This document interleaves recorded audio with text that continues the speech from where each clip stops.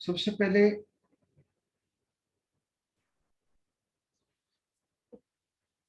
P44 से doubt बताएं आप लोग।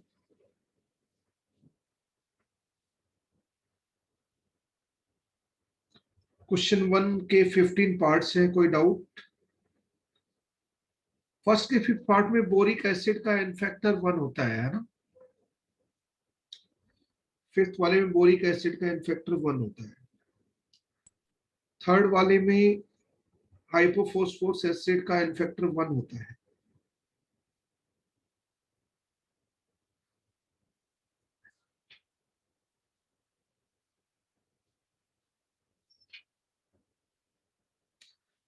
Question number 7, 11 and 15। सेल 7, 11 और 15 में एक्टिंग एज एसिड तो एन फैक्टर काफी इजी है।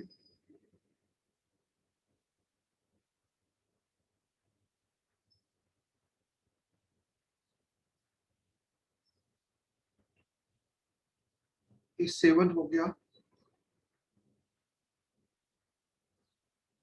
11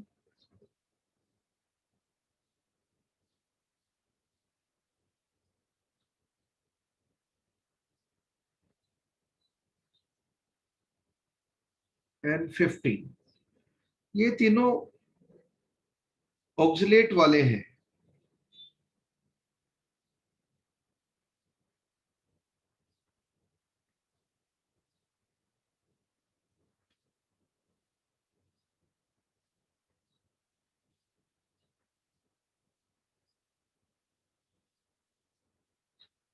अगर इनको बेस के साथ रिएक्शन करवाएं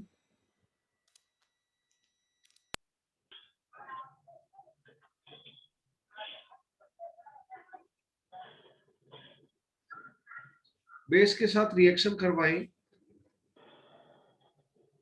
तो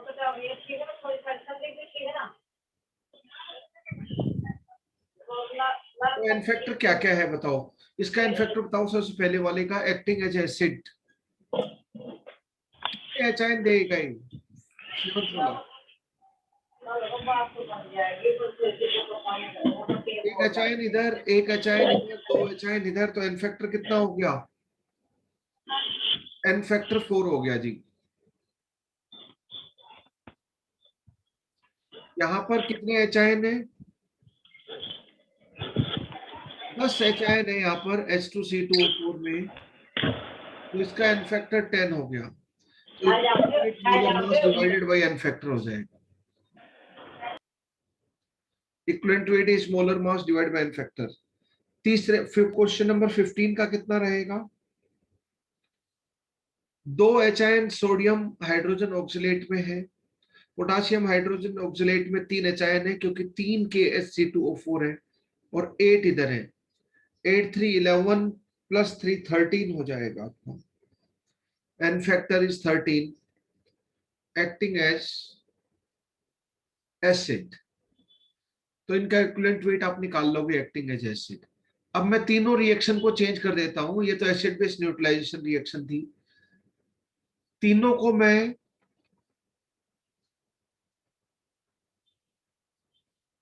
रिडॉक्स रिएक्शन में टेक पार्ट करवा देता हूं, तो इलेक्ट्रॉन वाला एन फैक्टर आ जाएगा इस बार।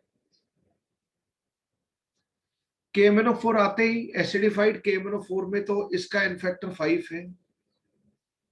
सब जगह एसिडिक KMnO4 में मैग्नीज फाइनली प्रोडक्ट में Mn+2 में चला जाता है। Mn+2 is colourless.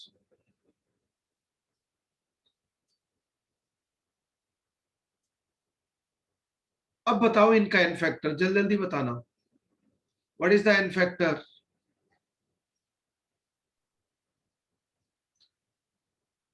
Tell me. 6.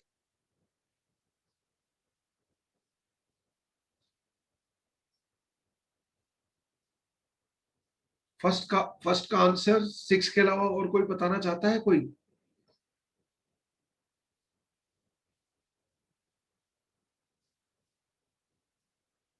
बोलो।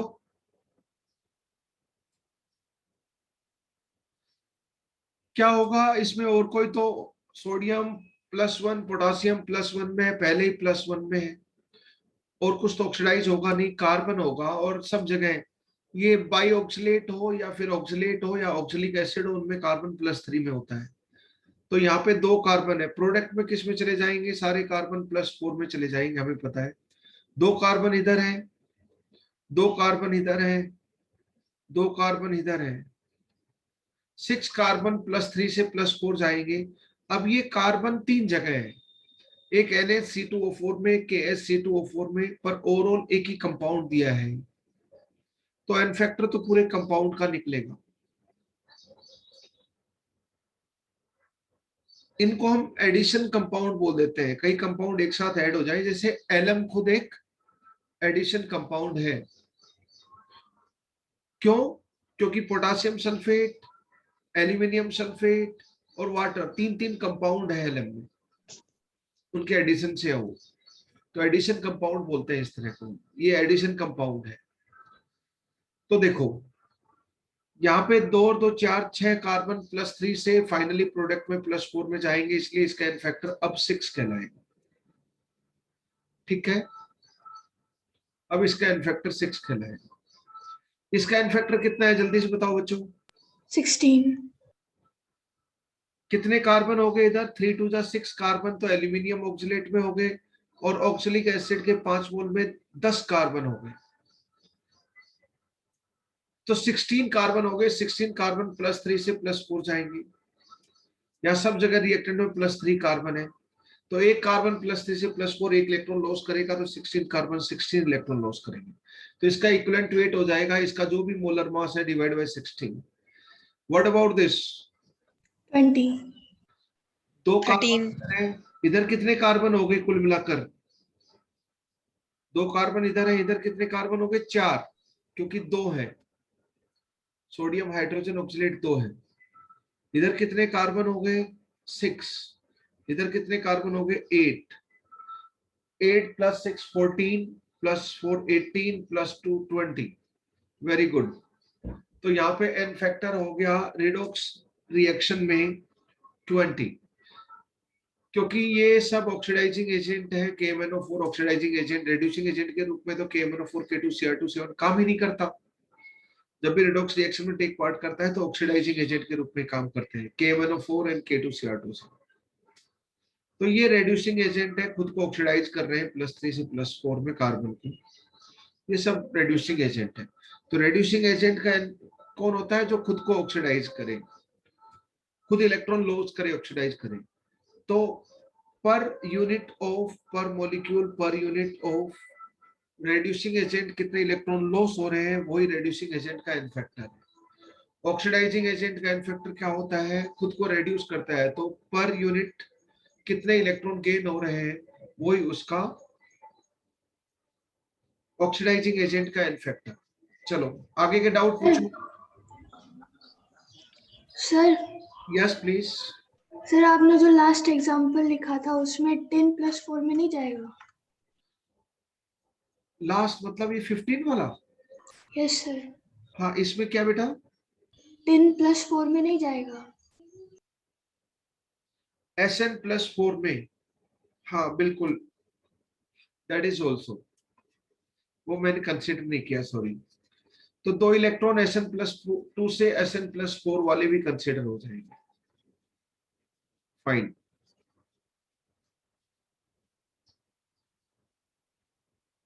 ओके, क्वेश्चन नंबर 2 का कोई पार्ट? सर थर्ड,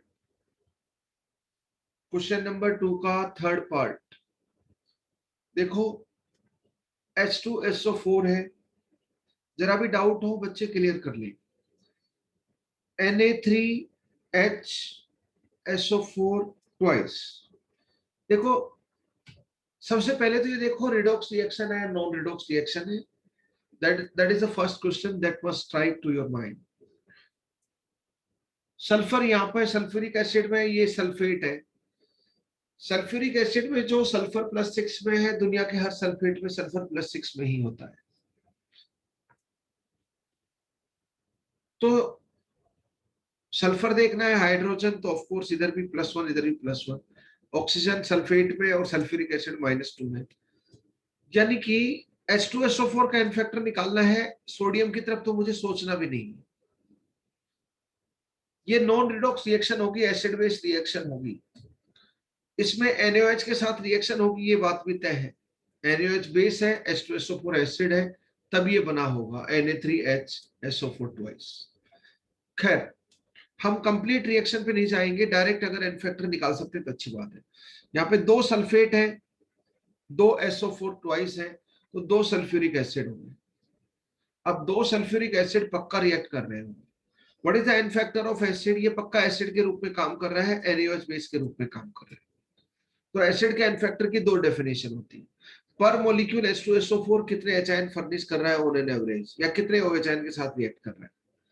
दोनों डेफिनेशन से आप इसका एन फैक्टर देख सकते हो। फिलहाल दोनों डेफिनेशन से आप इसका एन फैक्टर देख सकते हो। देखो, 2H2SO4 है, Na3H, तो 2 H2SO4 में 4 एचाइन है। बताओ, एक H2 2 4 एचाइन है।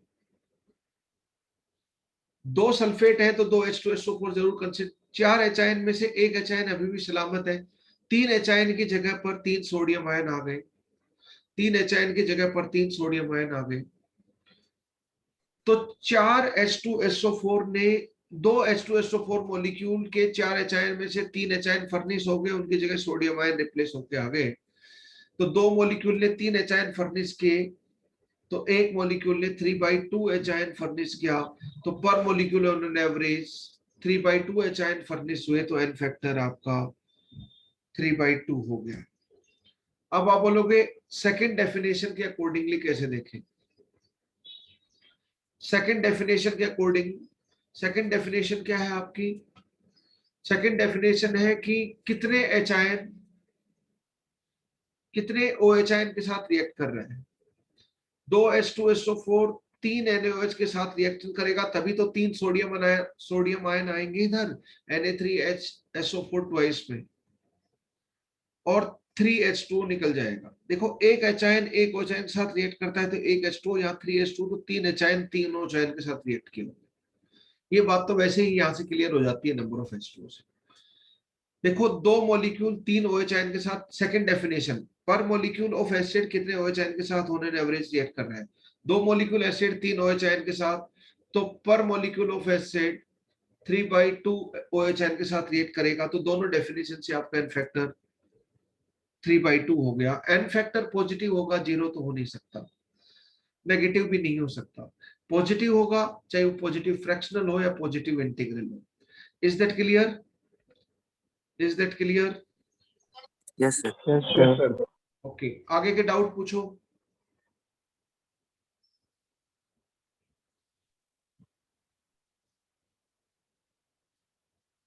सर फोर्थ के थर्ड की रिएक्शन बताते हैं तो। फोर्थ कौन सा? फोर्थ वाले पार्ट की, इसी का सेकंड क्वेश्चन? नहीं, पार्ट की, क्वेश्चन फोर्थ के थर्ड की। सेकंड क्वेश्चन के फोर्थ पार्ट की, या फिर फोर्थ क्वेश्चन के थर्ड पार्ट की। फोर्थ क्वेश्चन के थर्ड पार्ट की रिएक्शन। थर्ड पार्ट की रिएक्शन? अच्छा, ये तो काफी सिंपल सी है बच्चा। AlOH thrice giving AlCl3। हमें ये तो समझ में आ गया, जब बेस का जैसे NaOH है, इसको HCl के साथ रिएक्शन करते हैं, सब बच्चे जानते हैं NaCl बनता है, तो OH हटकर एसिड का एनायनिक पार्ट आ जाता है। H2SO4 होता तो यहाँ सल्फेट आ जाता Cl की जगह पर, ये हमें पता है। तो यहाँ पे बेस का OH हटकर, यहाँ पे बेस का OH हटकर Cl आ रहा है, तो HCl के साथ रिएक्शन होगी। अब 3 Cl आए हैं, 3 OH हटकर, तो 3 HCl रिएक्ट किए होंगे। ऐसे पता चल गया हमें। बैलेंस कर ले, 3 HCl AlCl3 प्लस 3 एचाइन 3 OH के साथ 3H2, तो 3 ये बैलेंस करें, तो एक OLH था, इसने 3 एचाइन दिए होंगे, 3 HCl ने 3 एचाइन, एक एल्यूमिनियम हाइड्रोक्साइड ने 3 OH दिए होंगे, तभी तो 3H2 बना होगा, पक्की बात है। तो इसने 3 OH दिए, तो इसका एन फैक्टर 3। इसने एक एचाइन दिया, क्योंकि 3 ने 3 एचाइन, तभी 3H2 बना, तो एक ने एक, तो एन फैक्टर इसका 1। वैसे देख लो, 1 × 3 3, लॉ ऑफ इक्विवेलेंस यही तो बोलता है इक्विवेलेंट इक्वल नंबर में रिएक्ट करेंगे। इसका 1 मोल रिएक्ट किया, इसका 3 mole, mole multiplied by factor is equivalent, तो 1 मोल मल्टीप्लाइड बाय फैक्टर 3, तो 3 इक्विवेलेंट रिएक्ट के, इसके 3 mole multiplied by 1, 3 multiplied by 1 mole multiplied by factor 3 equivalent react के, इसके भी 3 इक्विवेलेंट बनेंगे, तो एन फैक्टर क्या लिखूं, और इसका भी 3 इक्विवेलेंट बनेगा तो इसका एन फैक्टर क्या लिखूं इस रिएक्शन में। लॉ ऑफ इक्विवेलेंस हरदम जिंदाबाद है। Are you able to understand? N factor भी हो गया, बैलेंसिंग भी हो गया। डन बच्चों?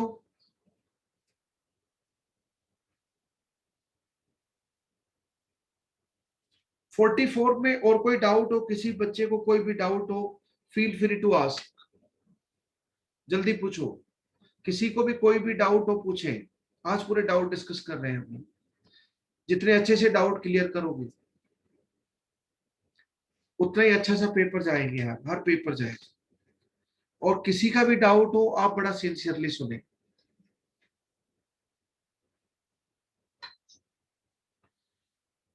P45 बताओ बच्चों। Equivalent weight of underline element in the compounds, first question. P45 के फर्स्ट क्वेश्चन में आपके 20 सब क्वेश्चंस हैं, 20 में से कोई भी आप डाउट पूछ सकते हो। अच्छा, PH3 फोस्फीन गैस है, रोटन फिश स्मेल होती है इसकी, सड़ी हुई मछली जैसी स्मेल होती है रोटन फिश, पॉइजनस भी होती है फोस्फीन गैस, है ना। ये फोस्फोरस का हाइड्राइड है, P2H4 एंड P4H2। यहाँ पे फोस्फोरस -3 है, यहाँ पे फोस्फोरस क्या हो जाएगा, -2 हो जाएगा, यहाँ पे फोस्फोरस -2/4 यानी कि -1/2 हो जाएगा। तीनों में हाइड्रोजन +1 है, नॉन मेटल के साथ हाइड्रोजन +1 में होता है। इस तरह मैं NH3 की बात करूं, N2H4 की बात करूं, N2H2 की बात करूं, इसका नाम बताएगा कोई बच्चा? इसका नाम आपको ध्यान होना चाहिए। Anyone? N2H4, hydrazine. Very good, hydrazine.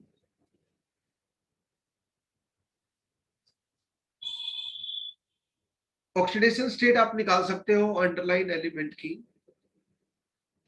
बहुत आसान है, H+1 में है सब हाइड्राइड में। ये नाइट्रोजन के हाइड्राइड लिख दिए मैंने, फोस्फोरस के हाइड्राइड लिख दिए, यहाँ पे -2 है और यहाँ पर -1 है। You can easily calculate, hydrogen +1 में है तो बाकी की आप X वाली इक्वेशन से कैलकुलेट कर सकते हैं। ये फ्रिक्वेंटली काम आते रहते हैं। हाइड्राजीन जरूर ध्यान रखें, हाइड्राजीन के बारे में हमने डिस्कस किया है। अगर मैं बोलूं फोस्फीन बेस के रूप में काम कर रहा है, वीक बेस होता है फोस्फीन, वैसे फोस्फीन और अमोनिया में एक ही फैमिली के है ना, NH3, PH3, ASH3, SPH3, BiH3। Nitrogen, phosphorus, arsenic, antimony, bismuth एक ही फैमिली से है।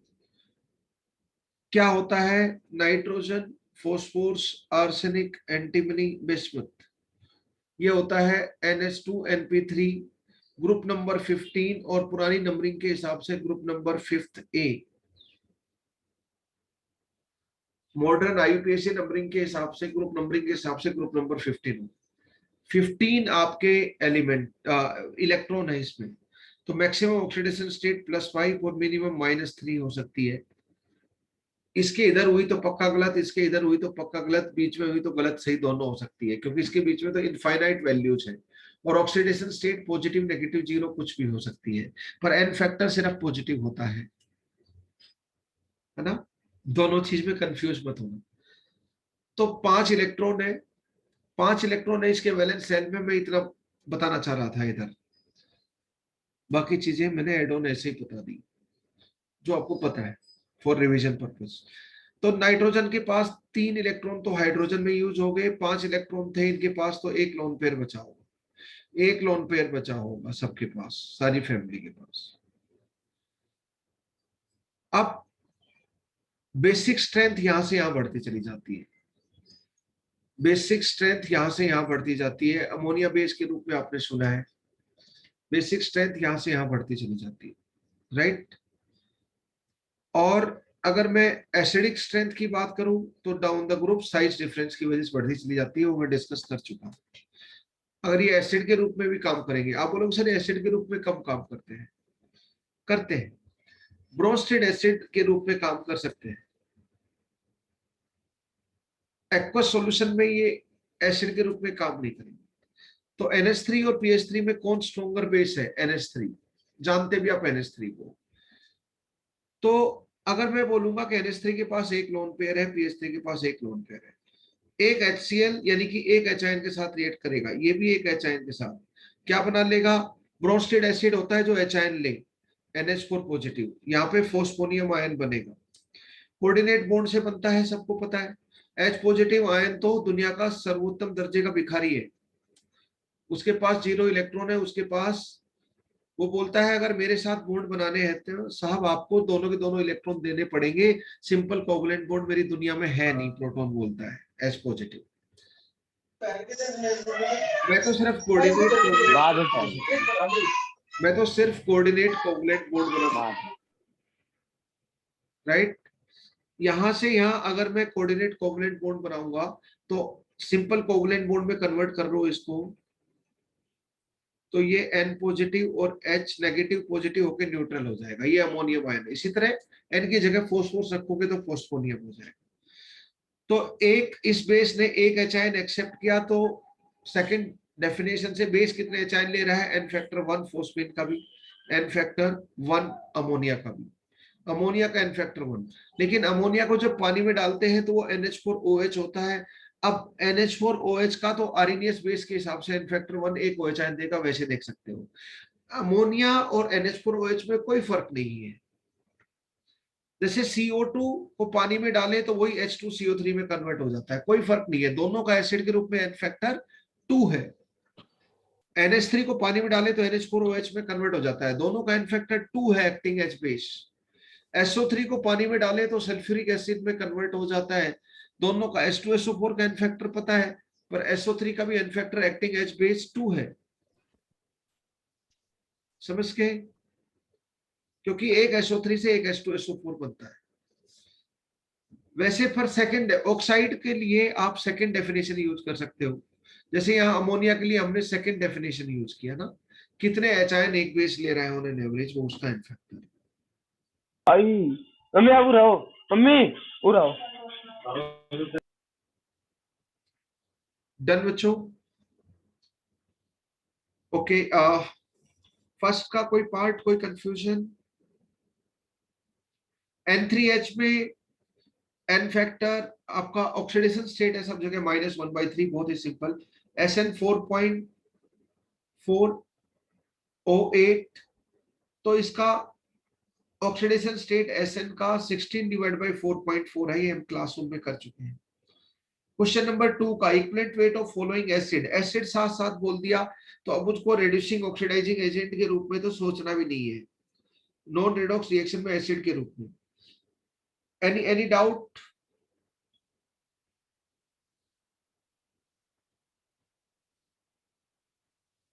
बोरिक एसिड का N फैक्टर 1, टेट्राबोरिक एसिड का N फैक्टर 2, और मैं बात कर रहा हूं 19 वाले पार्ट का और 20 वाले पार्ट का। 19 वाला part boric acid N factor 1, 20 वाला टेट्राबोरिक एसिड N फैक्टर 2, और जो आपका 16 वाला है वो मेटाफॉस्फोरिक एसिड है। वैसे मेटाफॉस्फोरिक एसिड क्या तो साइक्लिक पॉलीमर की फॉर्म में रहेगा या फिर लीनियर पॉलीमर की फॉर्म में रहता है मेटाफॉस्फोरिक एसिड। आपने स्ट्रक्चर देखा है रिडॉक्स रिएक्शन में मेटाफॉस्फोरिक एसिड किस फॉर्म में रहते हैं। HPO3 एक यूनिट की बात करें तो एक ही एच आयन है इसके पास, तो N फैक्टर 1 ही होगा। बताओ तो 27 जो पार्ट है उस एसिड का नाम क्या है 27 में? एनीवन? H4P2O7 का नाम क्या है? H4P2O7 का नाम क्या है? केमिकल नेम बताएं, केमिकल फॉर्मूला तो लिखा हुआ है इधर। Anyone please? शाबाश। Pyrophosphoric acid. Perfect, pyrophosphoric acid. दो फॉस्फोरिक एसिड को पायर मतलब हीट, हीट करेंगे तो एक H2O निकलेगा। दो फॉस्फोरिक एसिड से एक H2O, इसको डाइफॉस्फोरिक एसिड या पायरोफॉस्फोरिक एसिड दोनों बोला जाता है। डाई या पायरोफॉस्फोरिक एसिड। अच्छा, हाइपोफॉस्फोरिक एसिड का मुझे फॉर्मूला बता दे, मॉलिक्यूलर फॉर्मूला। फॉस्फोरिक एसिड में क्या हो जाएगा स्ट्रक्चर, हम इस तरह दो फॉस्फोरिक एसिड लिख लो, एक H2O निकाल दो, सबको स्टाइल पता है। बस पायरोसल्फ्यूरस एसिड का स्ट्रक्चर स्पेशल ध्यान रखना होता है। एक H2O निकालोगे तो बड़े प्यार से आप लिख सकते हो पायरोफॉस्फोरिक एसिड का structure, you can write it very easily. अब एक ऑक्सीजन कम कर दूं इससे तो हाइपोफॉस्फोरस एसिड बन जाता है। क्या बन जाता है? H4P2O6 करना पड़ेगा। कौन सी ऑक्सीजन हटा दोगे? ये बीच वाली ऑक्सीजन हटा दो, तो ये स्ट्रक्चर किसका हो गया? हाइपोफॉस्फोरिक एसिड का, हाइपोफॉस्फोरिक एसिड। अब मैं तीसरा और बता रहा हूं, इसी का एक आइसोमर होता है, हाइपोफॉस्फोरिक एसिड का आइसोमर। आइसोमर का तो molecular formula same but structural formula different, उसे ही स्ट्रक्चर आइसोमर बोलते हैं। सबको पता है डेफिनेशन, ऑर्गेनिक में पढ़ते हो। H4P2O6, तो हाइपोफॉस्फोरस एसिड का एक आइसोमर होता है, तो उसका स्ट्रक्चर अलग होगा क्योंकि स्ट्रक्चर आइसोमर है। उसको बोला जाता है आइसो हाइपोफॉस्फोरिक एसिड। याद हो रहा है ना? आइसो। जब ये पूछेंगे आप क्वेश्चन पक्का गलत करोगे। क्यों? क्योंकि इसका स्ट्रक्चर आपको ध्यान नहीं रहेगा। ये आपको किसी बुक में भी जनरली मिलता नहीं है, कहीं पे पढ़ोगे you will not find this, materials वगैरह में नहीं होता आइसो हाइपोफॉस्फोरिक एसिड, एनसीईआरटी में भी नहीं है। इसलिए बच्चे मिस्टेक, ये सिर्फ आपको हमारे डिस्कशन में इस तरह ही मिलने वाले हैं, कुछ स्पेसिफिक चीजें क्वेश्चन की फॉर्म में, ताकि हम लोग करेक्ट कर पाए जब एग्जाम। तो देखो याद तो हो गया, हाइपोफॉस्फोरस एसिड का आइसोमर है इसलिए नाम है iso, iso for isomer, hypophosphoric acid. अब इसका आइसोमर कैसे है? आइसोमर इतना है, इसका स्ट्रक्चर अलग है। तो क्या करो, एक ऑक्सीजन यहां से हटाकर बीच में ले आओ, तो उसका इसका स्ट्रक्चर अलग हो गया ना। फॉर्मूला, अब इसको याद करने का तरीका क्या है? इधर और इधर देखो, यहां पे देखोगे P double bond H, OH और OH, यहां पर देखोगे P double bond OH, OH और OH। ये पार्ट फॉस्फोरिक एसिड का है, H3PO4। ये पार्ट देखो तो फॉस्फोरस एसिड से आया है, देखो आप, और बीच में तो H2O निकलेगा ही। ये H3PO4, ये H3PO3। तो iso hypophosphoric acid, hypophosphorous acid का आइसोमर है। उसकी खासियत क्या है कि उसमें पीपी बॉन्ड नहीं होता। ये भी क्वेश्चन पूछा जाता है, बताओ पीपी बॉन्ड किस किस में है? Which of following as P P bond. अब ये पूछे which of following as P double bond O, तो फॉस्फोरस का हर ऑक्सी एसिड में फॉस्फोरस एक पी डबल बॉन्ड और राम नाम का जरूर रखता है, हर फॉस्फोरस एक पी डबल बॉन्ड और राम नाम का जरूर रखता है। यस और नो? पी डबल बॉन्ड हो जरूर रखता है। तो यहां से आप H2O निकाल दो, एक फॉस्फोरस ले लो, एक फॉस्फोरिक ले लो याद करने का, तो आइसो हाइपोफॉस्फोरिक एसिड का स्ट्रक्चर वैसे भी आप बना सकते हो। तो कैसे भी उसका आइसोमर बना लो, उसका स्ट्रक्चर चेंज कर दो, हाइपोफॉस्फोरिक। तो इन तीनों को एक साथ याद रखें जो मैंने सीक्वेंस में लिखे हैं।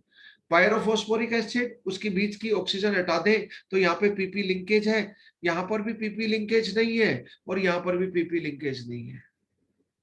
तो ये क्वेश्चन पूछेंगे, बताओ विच of following oxy acid of phosphorus has phosphorus phosphorus bond, PP bond.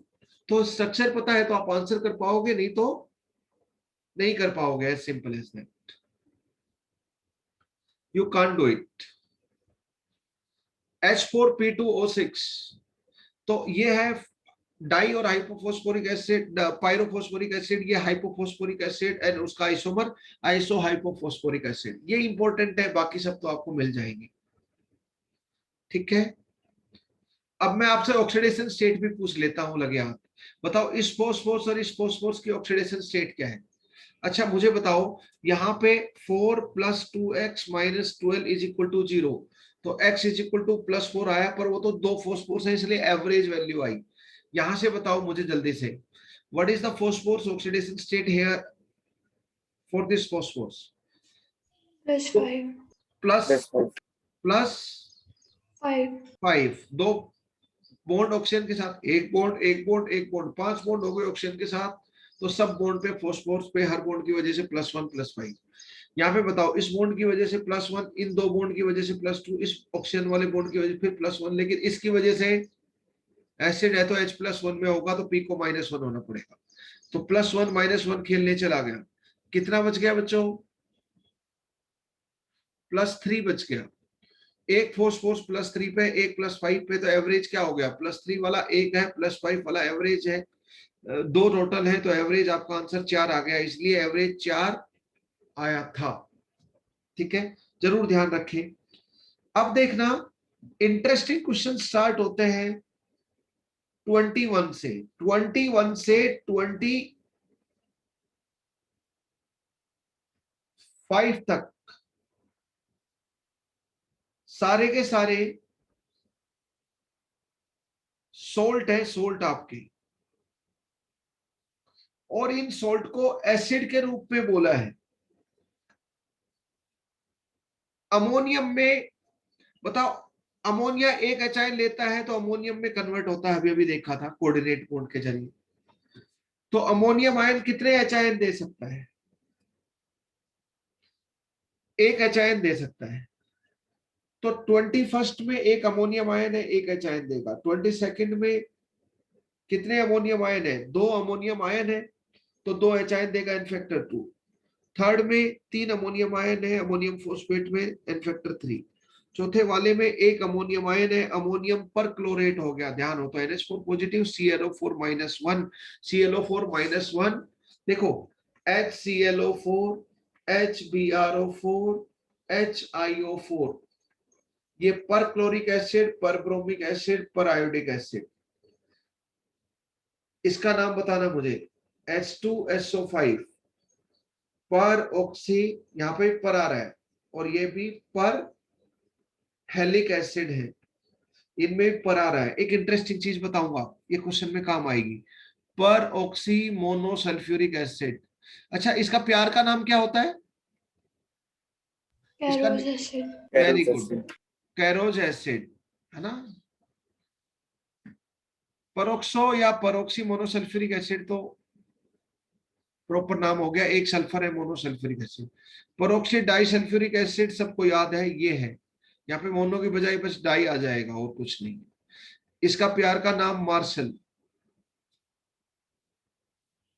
ठीक है, इसमें भी एक परोक्सी लिंकेज होता है, दोनों में एक एक परोक्सी लिंकेज होता है, एक ओ, दो ऑक्सीजन -1 होती है, बाकी -2 होती है। इसके नाम में पर आता है, पर इन सब का एसिड में देखूं तो एक्स पर एक्सी एसिड का स्ट्रक्चर ये हम कई बार देख चुके हैं, +7 ऑक्सीडेशन स्टेट है, +7, यहाँ पे एक्स की बजाय ClBrI कर देना, तो ये हो गया +7। इसमें परोक्ष लिंकेज नहीं है, तो यहाँ पे इसके नाम में भी पर आता है, इसके नाम में भी पर आता है, ये पर आयोडिक एसिड है, पर आयोडिक एसिड।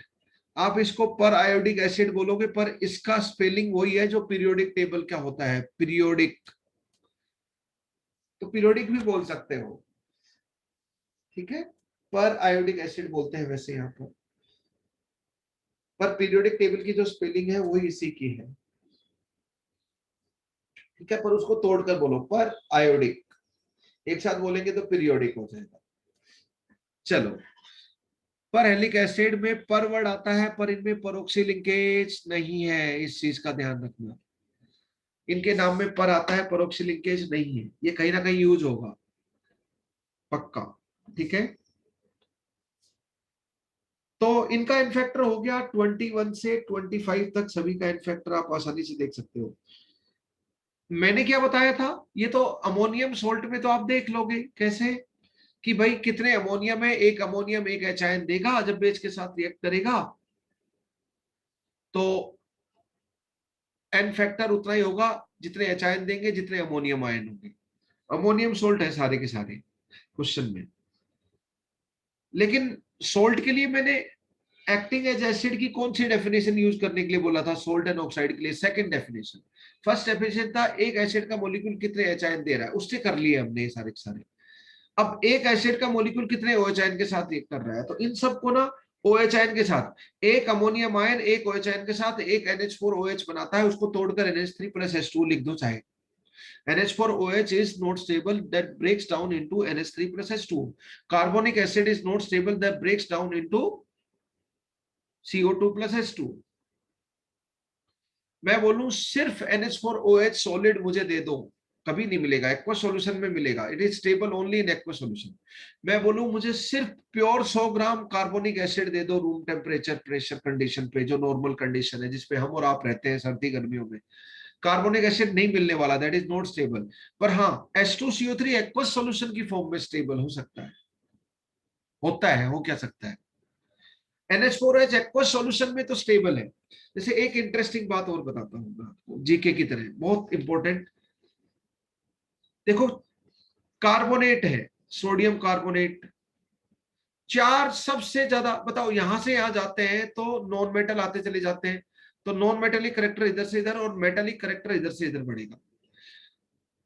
तो एस ब्लॉक में भी मेटल है, डी ब्लॉक में भी मेटल है, पी ब्लॉक में भी मेटल है, सब जगह मेटल है। पी ब्लॉक में मेटल नॉन मेटल मेटलॉइड तीनों है, पर एस ब्लॉक में डी ब्लॉक में एफ ब्लॉक में तो मेटल ही मेटल का जलवा है। मेटल ज्यादा है, नॉन मेटल कम है आपके सारे एलिमेंट्स में। उसमें सब ज्यादा मेटेलिक कौन से होते हैं? वो ये होते हैं एल्कली मेटल। इधर से इधर मेटेलिक करेक्टर बढ़ता है, इलेक्ट्रो पॉजिटिव करेक्टर बढ़ता है, इलेक्ट्रोनेगेटिव करेक्टर कम होता है। Lithium, sodium, potassium, rubidium, caesium, सब ज्यादा मेटेलिक करेक्टर एल्कली मेटल का होता है। Metallic character highest with alkali metal. मैं इनके बाइकार्बोनेट ले लेता हूं, LiHCO3, NaHCO3, KHCO3, RbHCO3, CHHCO3।